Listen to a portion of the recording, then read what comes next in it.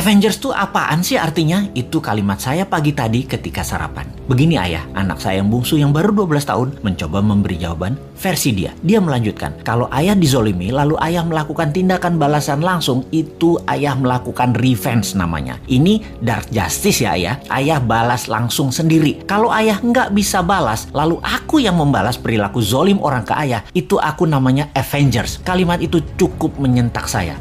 Lumayan juga diajari anak zilenial ini. Straight to the gut, langsung tonjok perut. Dia melanjutkan, jadi ide-ide ayah di sosmed kalau banyak yang bergerak lalu membuat kekuatan melawan Thanos dunia, mereka adalah Avengers di dunia nyata.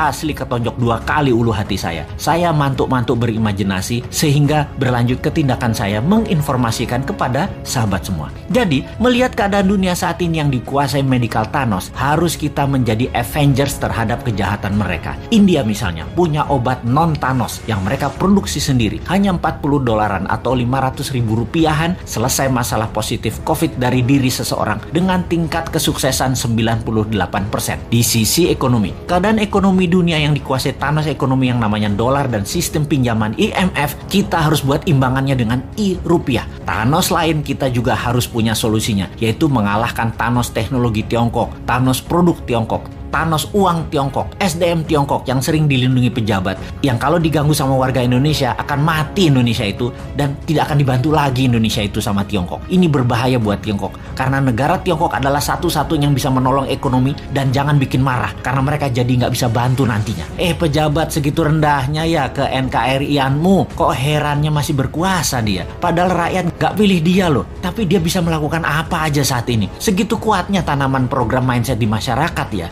Tapi bener deh, saat ini buzzer banyak yang japri DM ke bosman untuk tobat bahwa setelah keluarga mereka banyak terpapar COVID dan bahkan meninggal, mereka mikir juga untuk selamanya menjadi corong semu kebenaran. Waduh, bahaya ini kalau lover jadi hater. Kita tidak boleh membenci saudara sebangsa. Kita hanya mengingatkan perilakunya buzzer yang menjadi ancaman integritas dengan produknya membenci sesama anak bangsa. Kita harus sudahi. Para buzzer, tobat. Andalah pemecah belah kesatuan NKRI. Juga mereka di sekeliling pejabat di istana yang parnoan karena tidak ingin sisi lain anak bangsa dapat porsi, menjadi pembisik pejabat dengan memberikan informasi untuk membenci kelompok yang menjual agama. Dan ini adalah generalisir yang berbahaya. Pendekatan solusi tersering dengan kekerasan itu juga harus disudahi. Ini bisa semakin meruncing perbedaan dan ini menunjukkan ketidaknegarawanan pejabat serba bisa itu. Karena apa-apa dia yang ditugaskan untuk menyelesaikan harusnya dirangkul. Harusnya anak itu kalau salah jangan dimarahi atau dihukum, tetapi dirangkul. Pak Harto sukses selama 32 tahun itu, tidak anti pemuda angkatan 6667, tidak anti angkatan 72, 73, 74. Semua dirangkulnya, bahkan dijadikan menterinya. Pak Harto lupa aja mengadopsi angkatan 96, 97, 98. Ambiar dia jadinya. Merangkul dan memberikan jabatan sesuai kompetensi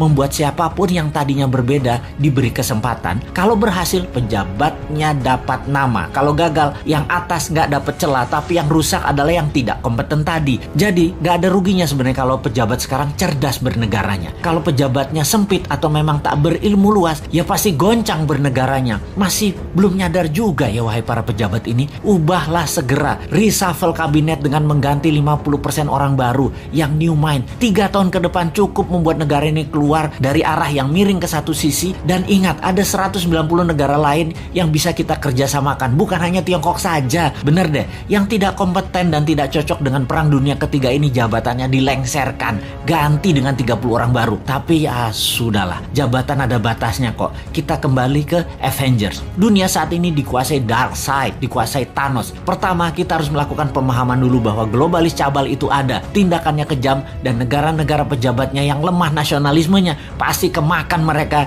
dan negaranya tadi jadi jajahan versi baru. Kita harus edukasi bangsa Indonesia ini jangan bergantung pada asing-asing dan globalis, tetapi kita harus berdikari, kekuatan ekonomi sendiri, kekuatan kesehatan sendiri, bergandeng tangan dengan mereka yang nasionalis di luar juga banyak, seperti India salah satunya. Jauh-jauh hari Bosman mengatakan obat COVID India akan menjadi terkuat di luar Tiongkok dan globalis. Sungguh, India is the next China, Afrika is the next province of China, Indonesia bisa the next Amerika kalau pemerintahnya paham. Tapi urusan ini kita biarkan dulu. Sebarkan video-video Bosman ini untuk masyarakat memahami globalis musuh kita bersama dan oligarki merusak sistem bernegara Indonesia. Kita harus memberikan pemahaman bernegara level dunia demi NKRI utuh di bawah panji Avengers New Mind, yaitu Anda semua sahabat. Anda adalah Avengers New Mind.